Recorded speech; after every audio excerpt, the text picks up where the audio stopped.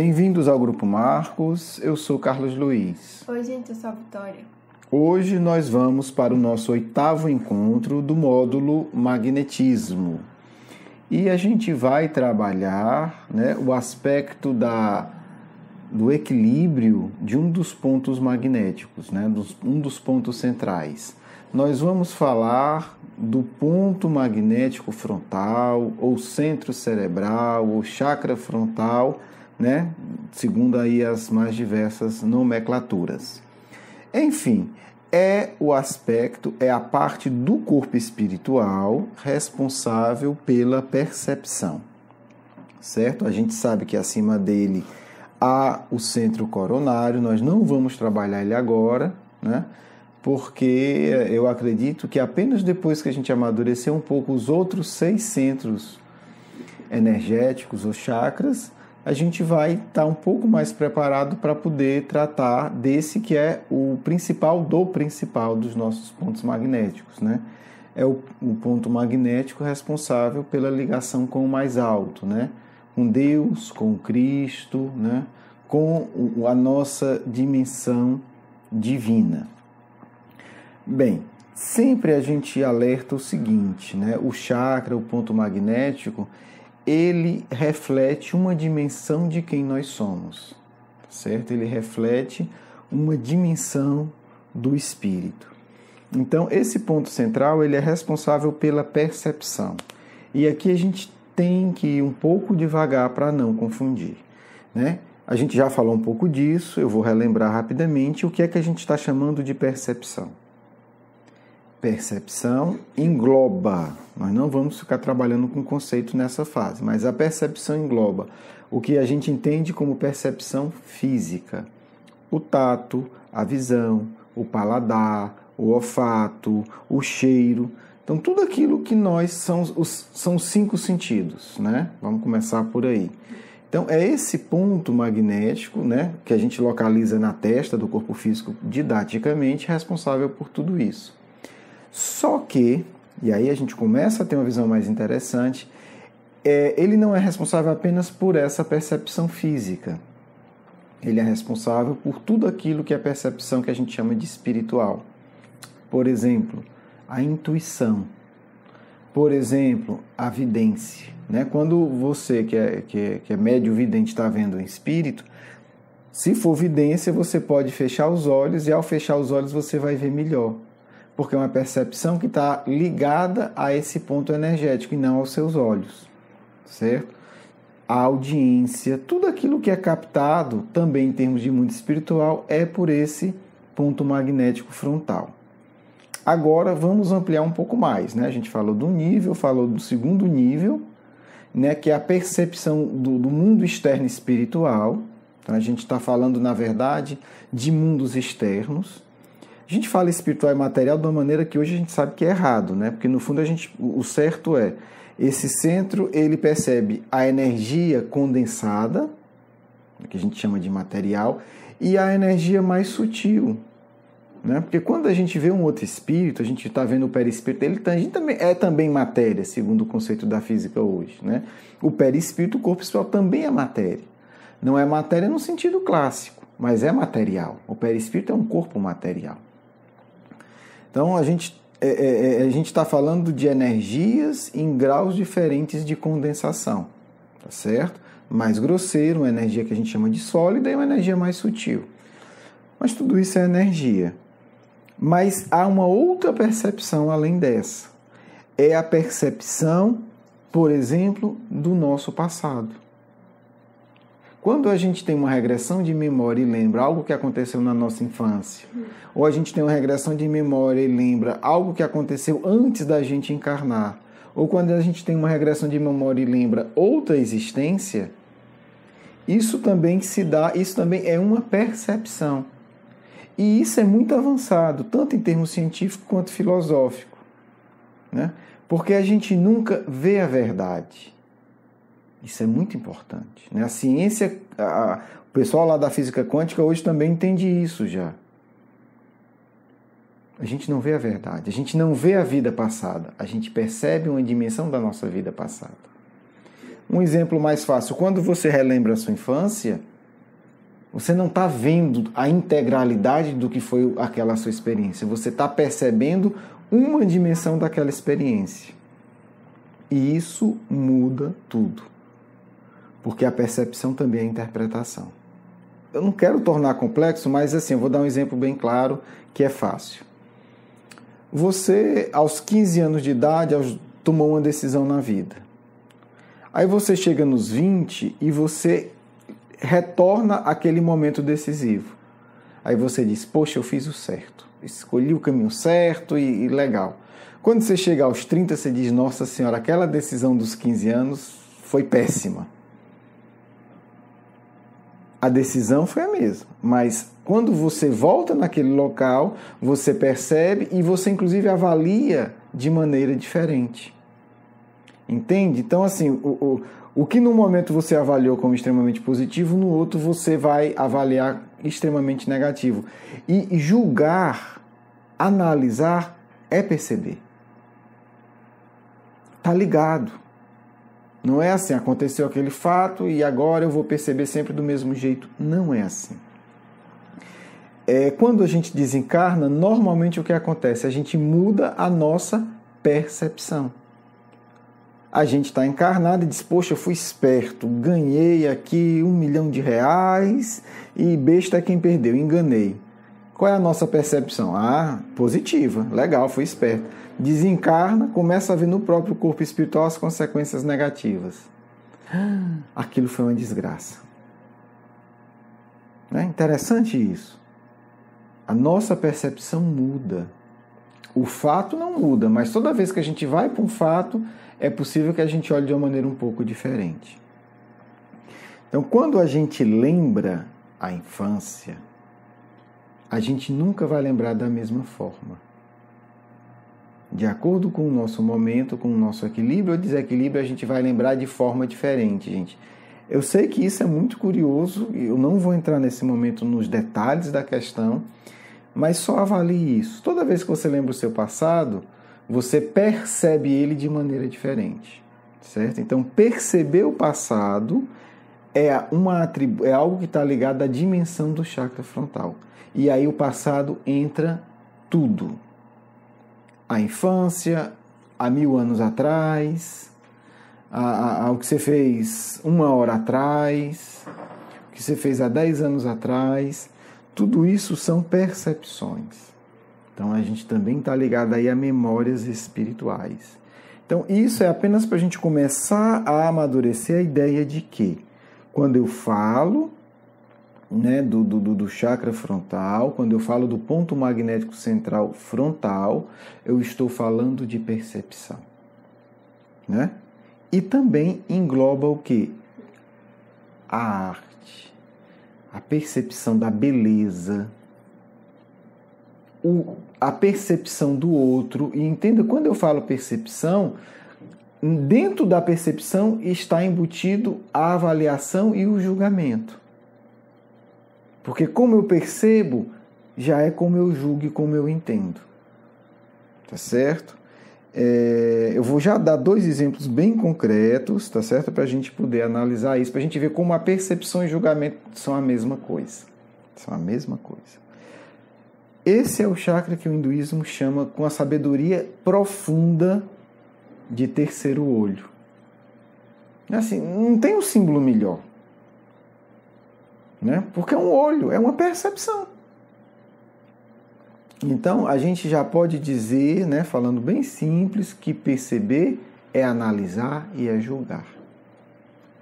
Né? E isso vai ser a principal, eu vou dizer uma coisa aqui arriscada, mas é a minha opinião, eu acho que está certo, posso estar errado no futuro, posso perceber que eu estou errado no futuro, não tem problema nenhum, mas é minha opinião hoje. Tá certo? Esse chakra, a percepção, é o principal aspecto da nossa evolução. Depois da nossa relação com Deus, né, que é o chakra da comunhão, é o chakra coronário, a coisa mais, o atributo, a função, a postura mais importante que a gente tem é o do chakra frontal, que se chama percepção. Estou dizendo isso baseado em quê? Vamos lá, né? Vamos avaliar o Evangelho. A gente não pode mais, né, pelo menos nós espíritas e espiritualistas, ser tão ingênuo ao ponto de não entender que o Cristo é a expressão máxima da doutrina secreta da Terra. Tá certo? Eu já falei isso, mas eu vou repetir várias vezes porque eu acho que é um ponto muito central. O Leon Denis ensina o seguinte: todas as religiões, estou falando do continuador de Kardec, viu, gente? Não é qualquer um. Todas as religiões, elas têm uma doutrina exotérica, X, e uma doutrina esotérica, com S. Leon Denis diz isso claramente. Vamos lá, a gente já citou isso em outros encontros, em outros módulos. O que é a doutrina exotérica? A doutrina esoterismo, no sentido com X, é o externo. É uma doutrina externa. É uma doutrina estruturada para educar as massas, para educar o povo ignorante. Então é uma doutrina que tem muitos símbolos, tem muitas imagens e tem o seu papel, gente. Leon Denis em nenhum momento desvaloriza isso. Mas esses símbolos externos são criados pelos verdadeiros sábios, aqueles da doutrina esotérica, que é conhecida como doutrina secreta, que usa aquilo ali como uma expressão educativa. Quem é o Cristo? Segundo, né, a informação que está no Memórias do Suicida, que, aliás, é um livro revisado por Leon Denis. Né? Diga-se de passagem, a revisão foi do Leon Denis. A figura máxima da doutrina secreta, e tem um personagem lá que é considerado um dos espíritos mais evoluídos da Universidade Maria de Nazaré, ele vai dizer o seguinte, e não por acaso ele trabalha com que chakra? Né? Com chakra frontal. Ele trabalha com regressão de memória. Ele vai dizer: a completude da doutrina secreta só é conhecida pelo Cristo e pelos arcanjos que trabalham com ele. Detalhe, arcanjo dos anjos é o mais evoluído que arcanjo é só Cristo. Então só quem conhece em plenitude a doutrina secreta é o Cristo e os assessores mais evoluídos do Cristo. Ah, eu sou anjo, então você não conhece a totalidade da doutrina secreta. Por que eu estou dizendo isso? Porque o que o Cristo vai falar aqui, de uma maneira muito simples, é uma revelação da doutrina secreta. E a gente, às vezes, tolamente, aí eu me coloco que no passado eu tinha essa percepção, ah não, o Evangelho, aquele negócio, né, água com açúcar, de ser bonzinho. E aí eu reconheço o quanto eu fui tolo. Porque, gente, está no Evangelho toda a doutrina secreta. Simplesmente toda. Porque o sujeito, né, falo isso com carinho, que ensinou o Evangelho é simplesmente o chefe da doutrina secreta. É simplesmente o único que de fato conhece tudo da doutrina secreta. Por isso que o Cristo é o centro de todas as religiões exotéricas e esotéricas. É simplesmente isso. Não vou entrar na questão agora, mas não é por à toa que a figura central do texto central de toda a tradição do hindu se chama Krishna. Coincidência, né? Cristo, Krishna são coincidências. São meras coincidências. Então, todo mundo sabe disso, né? Não eu, mas todo mundo que é muito evoluído. A gente está começando a descobrir agora. Então, assim, quando a gente pegar um texto do Cristo, você está pegando o texto do personagem, do indivíduo, da individualidade, que simplesmente é o centro de todo o saber espiritual mais profundo da Terra. É só essa pessoa que você está ouvindo. Né? Então, cuidado quando a gente achar que conhece tudo do Evangelho. Vamos devagar. Vamos devagar porque não tem tratado mais profundo de simbolismo e de magnetismo na Terra, em forma de símbolo. Olha essa passagem anotada por Mateus 22 e 23. A luz do teu corpo é o olho. Ai, o Cristo fala disso? Fala, meu filho. Você é que não entendeu. A luz do teu corpo é o olho. E só dá para entender isso hoje do ponto de vista da ciência se souber física quântica. Eu sei não, mas eu sei espiritismo e sei que os físicos quânticos estão falando parecido. Não tão bem quanto a gente, mas já estão no caminho. É verdade, porque a física quântica tem várias teorias confusas ainda. é maravilhosa, né? Para quem era cientista físico materialista, é um salto quântico. Mas eles ainda não estão longe da doutrina secreta, bem longe. Tanto é que todos os físicos quânticos foram em busca da doutrina secreta. Mas isso é um outro assunto, um outro modo. Vamos lá. A luz do teu corpo é o olho. Portanto, se teu olho for sincero, for honesto, teu corpo inteiro será luminoso. Agora, tu vai entender isso sem entender o que é chakra frontal? Nunca. Porém, se teu olho for causador de infortúnio, quer dizer, o olho causa infortúnio. Olha o que Cristo está dizendo. Teu corpo inteiro estará em trevas. Como quem disse, se teu olho não for bom, o resto não tem jeito. Portanto, se a luz que há em ti é trevas, como não será grande a tua treva? Gente, não dá para entender isso sem entender magnetismo, sem entender a tradição da doutrina secreta. Tá certo? Então, vamos agora refletir um pouco sobre isso. Primeiro, olha a reversão da lógica da ciência tradicional que o Cristo faz aqui antecipadamente. Do ponto de vista material, até algumas reflexões da física quântica, toda a ciência dizia o seguinte: o olho é um mero receptor. Visão materialista, o olho simplesmente recebe. Visão da física quântica, a percepção cria a realidade. Visão espírita de Kardec antes da física quântica. O que é que o Kardec vai dizer? Que o espírito enxerga a partir da sua própria luz.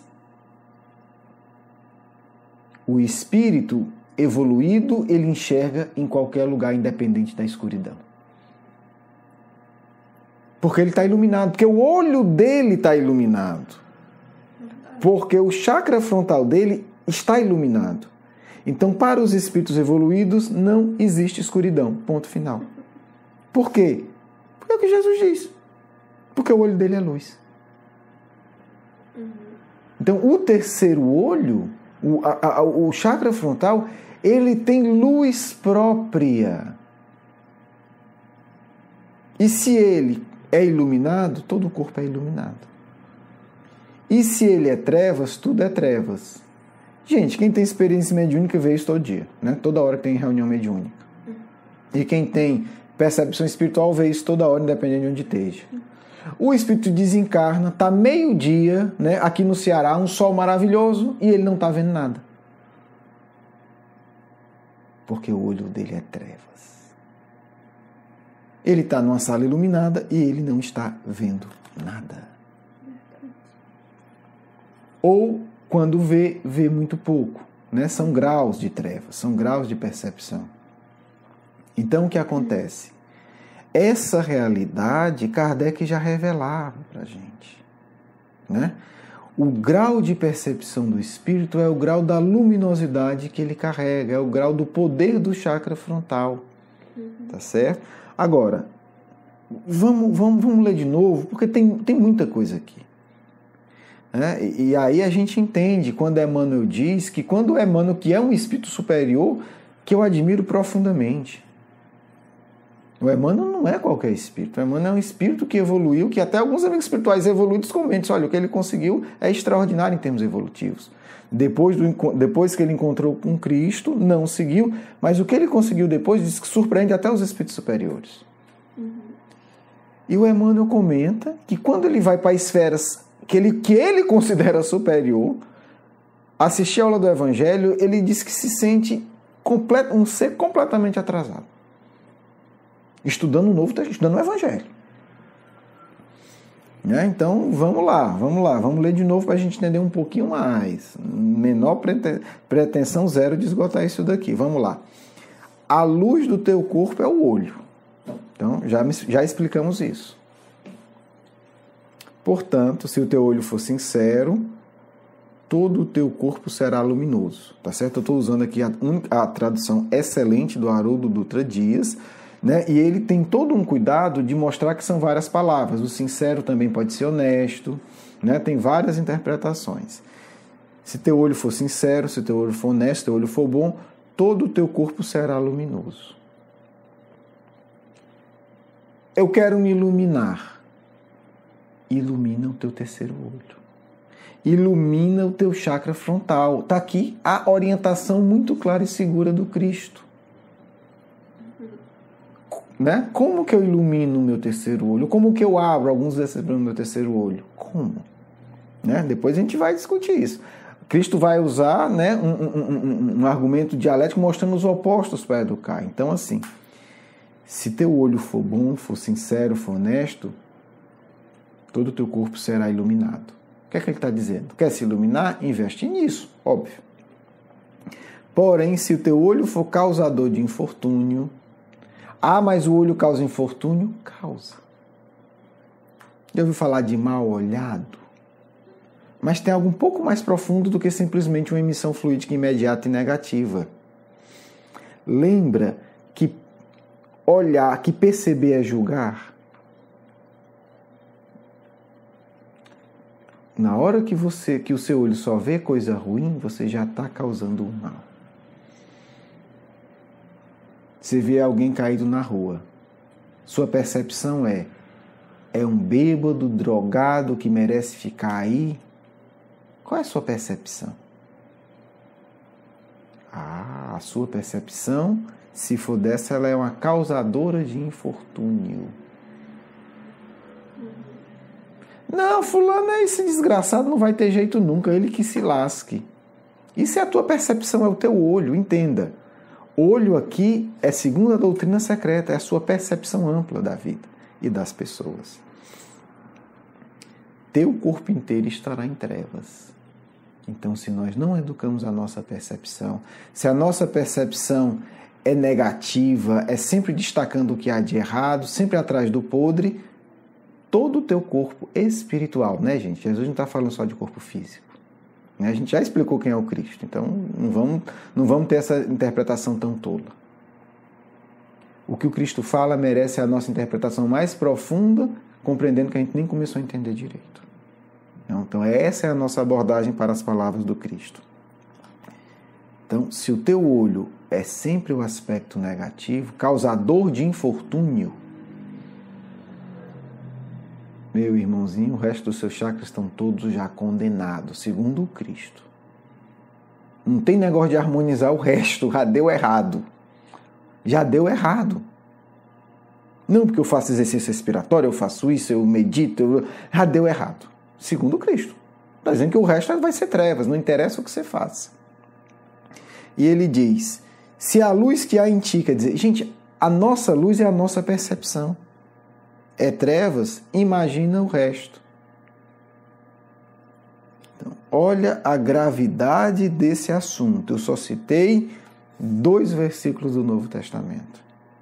Então, quando o Emmanuel diz que vai para planos superiores e se sente, né, assim, se sente atrasado ao ver esses ensinamentos, a gente começa a sentir que ele não está exagerando. Né? Porque a gente está só na superfície de 2 versículos do Cristo. Mas, como o nosso curso, e vocês já sabem, ele vai se repetir a cada ano e a gente vai retomar em profundidade, né? A gente vai dando só as dicas básicas. Vamos agora conversar, né, aqui com 2 espíritos profundamente ligados à tradição do cristianismo primitivo. Né? Vamos ler 2 textos dele. Um, Meimei, e o outro é Emmanuel. Meimei, né, é um espírito que está profundamente ligado ao Cristo. Na época do Cristo já se preocupava com a educação da infância. E aí, assim, mais uma vez eu quero falar que minha percepção do espírito Meimei inicialmente, né, que está envolto nessa minha percepção tola e superficial do Evangelho, era assim, Meimei, eu imaginava, a verdade era essa, deve ser aquele espírito, né, doce, meloso, até meio chato, né, aquela coisa, meus filhinhos e etc. E um dia eu tive a oportunidade de conversar com esse espírito maravilhoso e foi um dos maiores choques que eu tive na vida. Nós conversamos e eu nunca esqueço, ela comentou da necessidade da minha organização, dando sugestões muito objetivas de horário, de atividade, de dia, de uma lucidez. Aí eu disse, não é aquela Meimei da minha percepção distorcida.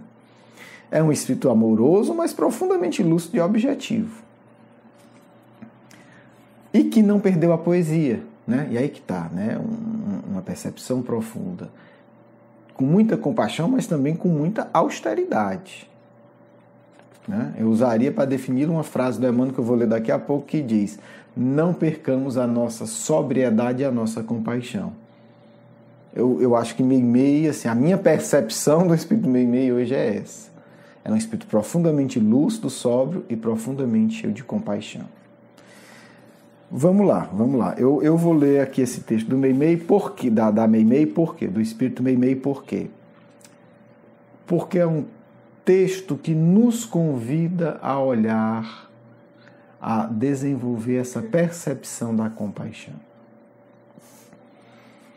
Porque ela, muito generosamente, ela mostra o olhar das trevas, né, segundo a expressão do Cristo. Qual é o olhar das trevas? É o olhar que causa infortúnio e, ao mesmo tempo, generosamente diz, olha, talvez não seja isso. Ela pega um personagem, né, e vai como que escrever como se fosse esse personagem. Vamos lá. E a gente vai descobrir quem é esse personagem ao longo do texto, gente. Passastes por mim com simpatia. Olha aí. Quem está passando é a gente, viu? Vou logo adiantar aqui a técnica literária. Mas quando me viste, os olhos parados, indagaste em silêncio, porque vagueava na rua. Né? A gente olha, e né? O que esse sujeito está fazendo aí? Talvez por isso, né, paraste os passos. E embora né, eu quisesse te chamar, a palavra esmoeceu. Não, embora tu quisestes me chamar, a palavra esmoeceu-me na boca. É possível, o texto está aí, gente, se vocês quiserem acompanhar, né? Está aí para baixar. É possível, tenhamos suposto que desisti do trabalho. No entanto, ainda hoje bati em vão de oficina em oficina. Muitos disseram que ultrapassei a idade de ganhar dignamente o meu pão, como se a madureza do corpo fosse a condenação à inutilidade. E outros, desconhecido que vendi a minha melhor roupa para aliviar a esposa doente, despediram-me apressado, acreditando-me vagabundo sem profissão. Né?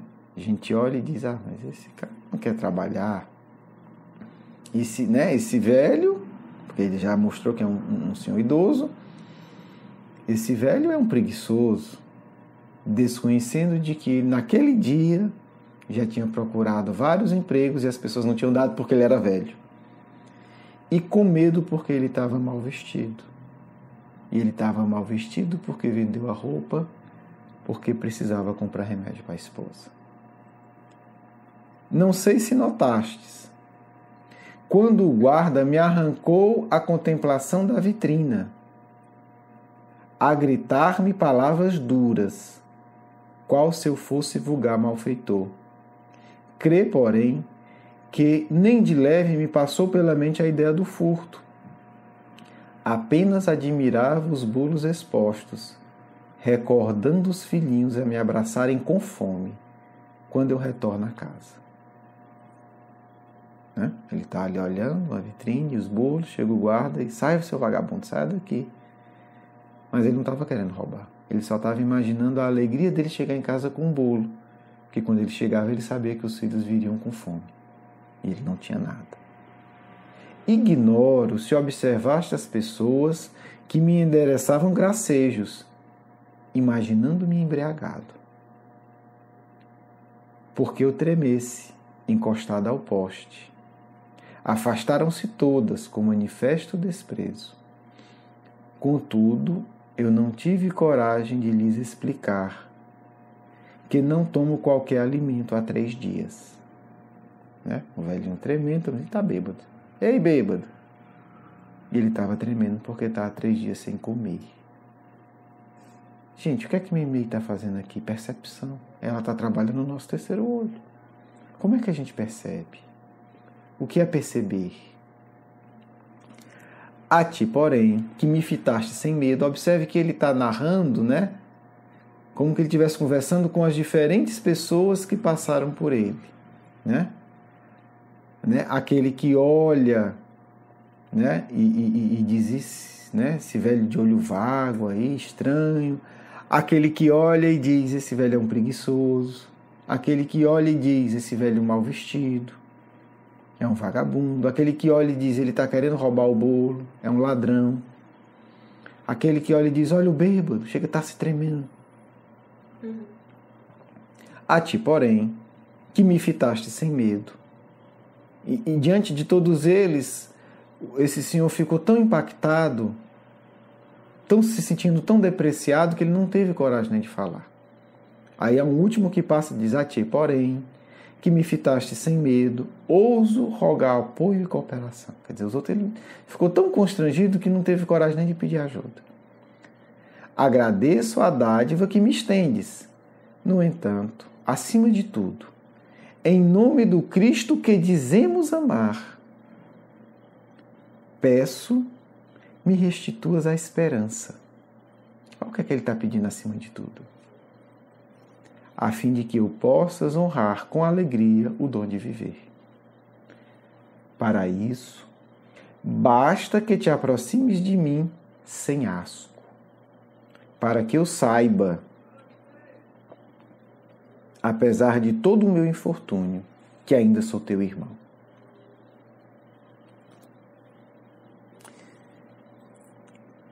O que é isso, né, gente? Isso é uma prática iniciática. Isso é um espelho. Para quem lê, quando a gente lê esse texto e abre o coração, é uma transformação profunda da nossa percepção. É transformar um olhar que causa infortúnio, e aqui esse texto é perfeito para exemplificar o que o Cristo diz, quer dizer, o infortúnio que esses olhares causaram. Porque não são olhares físicos, são olhares que expressam uma percepção. Né? Alguém olha e diz, é um bêbado. Então, e aí fica fácil entender a palavra do Cristo, né? Olhar que causa infortúnio. Né? E muitos olharam sem falar nada, com desprezo. Só esse olhar já causou um infortúnio. Por quê? Como diz no final, porque esse olhar mata a coisa principal, né, que ele coloca aqui. Né? E o que é que ele pede? Mata a esperança. Ele pede que alguém se aproxime dele sem desprezo, para que ele se sinta um ser humano, quando ele fala. Para que eu saiba que, apesar de todo o meu infortúnio, toda a minha desgraça, eu ainda sou teu irmão. Quando a gente olha alguém com desprezo, a gente está matando a esperança dessa pessoa. A gente está negando a ela o sentimento de irmandade. Olha aí a percepção. Por isso que o Cristo diz, né? Aquele que olha para o seu irmão com desprezo e diz raca, merecerá o fogo do inferno. Olha como é forte. Olha como o Cristo dá valor à percepção. Olha como para o Evangelho é fundamental o nosso terceiro olho. Né? Essa percepção do outro. Bem, gente. Espero que tenha dado, né, para a gente fazer essa reflexão, né, que tenha contribuído para que a gente, acima de tudo, não ache que percepção é pouca coisa. Eu só estava olhando? Não, você estava percebendo, você estava analisando, você estava emitindo energia e você estava causando infortúnio ou levando consolo para o outro. Então, percepção não é uma coisa simples. Perceber é nos iluminar ou nos mergulhar em trevas, segundo as palavras do Cristo. Eu confesso aqui, hoje eu estou dia de confissão, né, gente? Mas eu acho que são experiências que talvez ajudem a algum de vocês. Um espírito que é interessante, que eu tenho um carinho profundo, mas eu confesso que quando eu me tornei espírita, eu o percebia de uma maneira errada, né? Que era Bezerra de Menezes. Porque as pessoas falavam dele de uma maneira tão assim, eu não vou entrar no mérito, que eu tinha uma percepção, como eu tinha uma percepção errada do espírito Meimei, né? Aquela coisa excessivamente doce, melosa, meia, sabe? E eu não tenho afinidade com isso, né? Com respeito a todo mundo com as suas posturas. E eu ouvi, e quando eu tive uma primeira oportunidade de né, ter uma comunicação com o Bezerra de Menezes, eu mudei totalmente, né? Porque é um espírito profundamente apaixonado, né? Com carinho, com uma compaixão intensa, mas também de um amor verdadeiro, né? Porque no fundo eu tinha uma percepção errada do falso amor, né? Daquele amor que é só aparência. E por isso é excessivamente meloso, excessivamente externo, e isso eu tinha essa percepção errada. Mas eu quero, para falar isso, outra coisa. Eu não vou repetir a mesma história falando de outro espírito. Mas quando eu li uma vez que havia relatos que Bezerra de Menezes curava com o olhar, eu digo, não, aí pegou pesado, aí exagerou, né? Com todo respeito a esse querido espírito, que eu amo muito, exagerou. Curar com o olhar, exagerou. Até um dia que eu tive a felicidade de receber, né, enfim, algumas vezes, comunicações do Bezerra de Menezes. O que não é mérito nenhum, nem para mim, nem para médium nenhum. Porque o mérito de uma comunicação de Bezerra com a grande maioria de nós, o mérito é do Bezerra. Porque ele ama tanto que ele foi capaz de se misturar com a gente, né, de sentir a carga pesada da nossa vibração. Então, no fundo, é isso, né, o mérito é dele. Assim, Nossa Senhora, com tudo que ele já conquistou, ele ainda aguenta sentir a nossa energia mediúnica, né? Que a energia que ele sente dos médios que ele se comunica. E eu vou lhe dizer, o olhar de Bezerra é uma coisa indescritível. Eu tive a oportunidade uma vez, assim, eu vou contar porque eu acho que é útil. Estava numa sala mediúnica, nessa sala tinha uma imagem do Cristo. E eu instintivamente comecei a olhar para o Cristo com um carinho tão grande, com uma coisa que eu nem entendi. No começo da reunião teve a desobsessão e no final teve uma comunicação do Bezerra, através de mim. E eu senti a mesma coisa. E aí eu entendi que já era a influência dele olhando para o Cristo. E uma outra vez isso aconteceu numa sala que tinha uma janela que dava para ver as estrelas.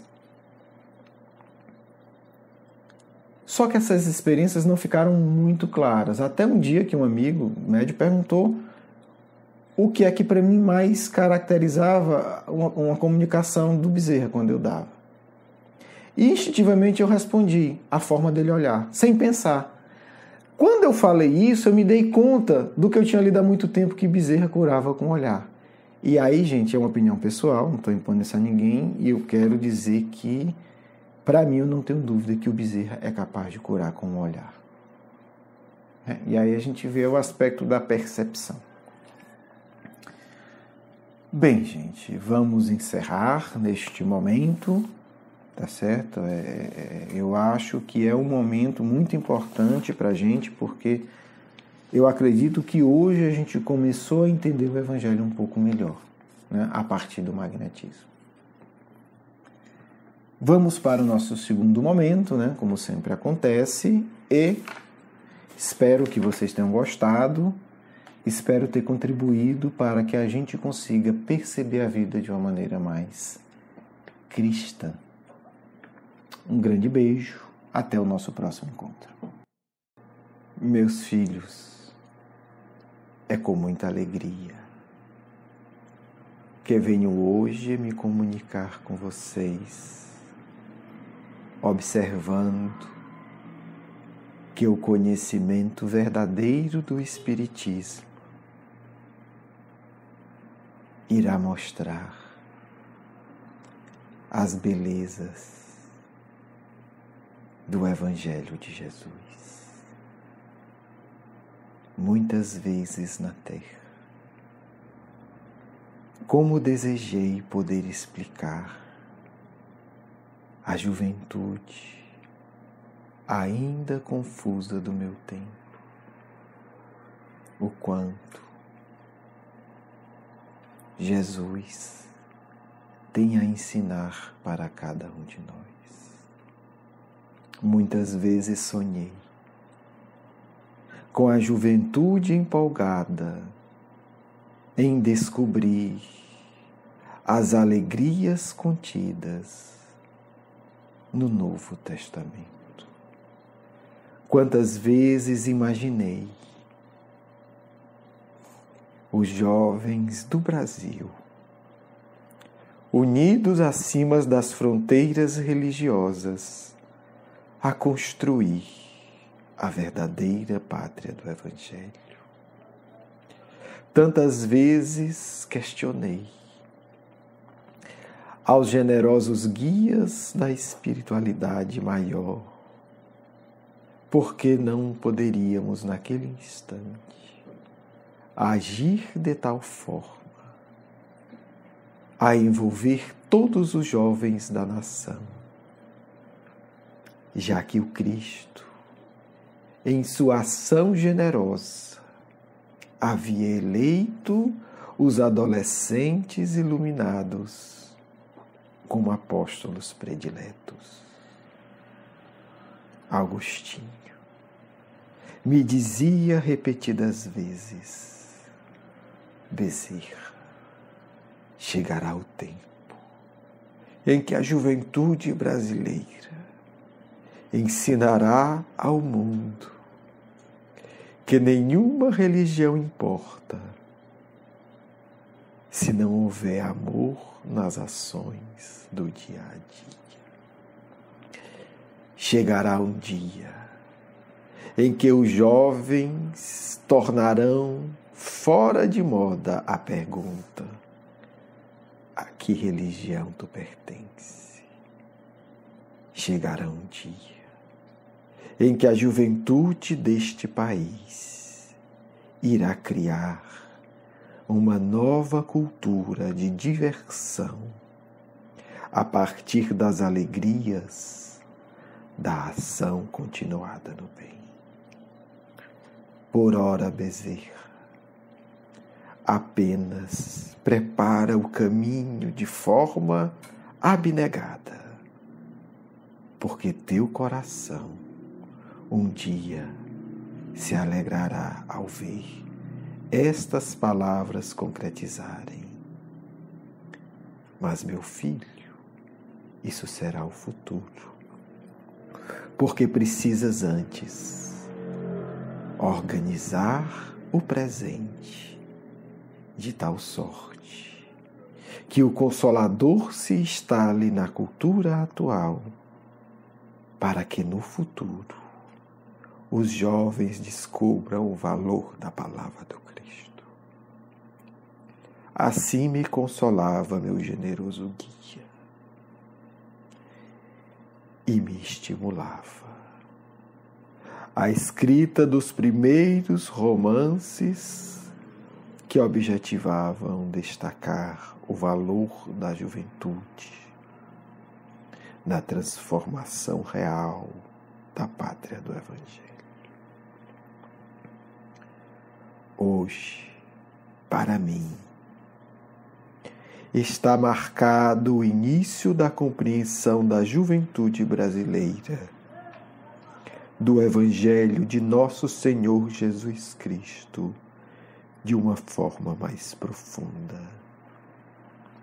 Porque não iremos mais associar a figura do Mestre Sublime a querelas inúteis de sectários de todas as ordens, mas poderemos dizer: amas o Cristo e o resto não nos interessa. Percebe a beleza de teu irmão que sofre sem julgá-lo e conseguirás a compreensão profunda da mensagem de Jesus. Jovens queridos, amai o Cristo como o vosso melhor amigo.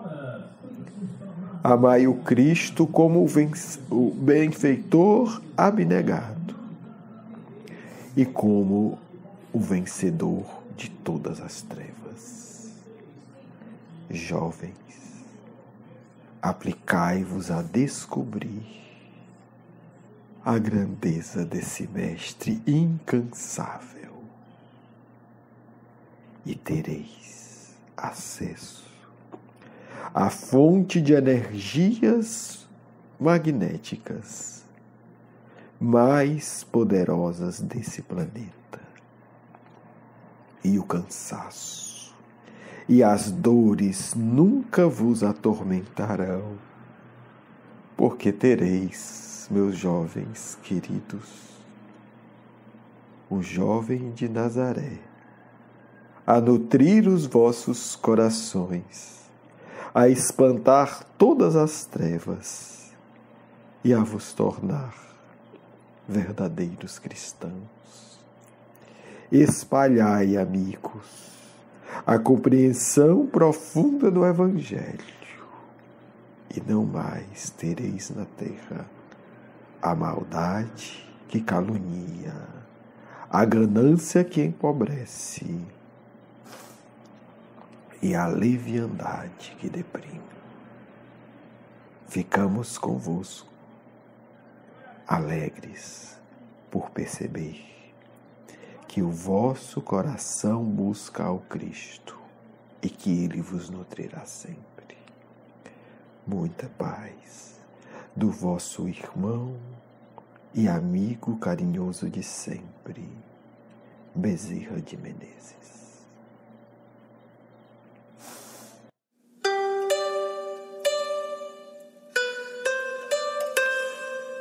Quero agradecer por você participar de nosso trabalho.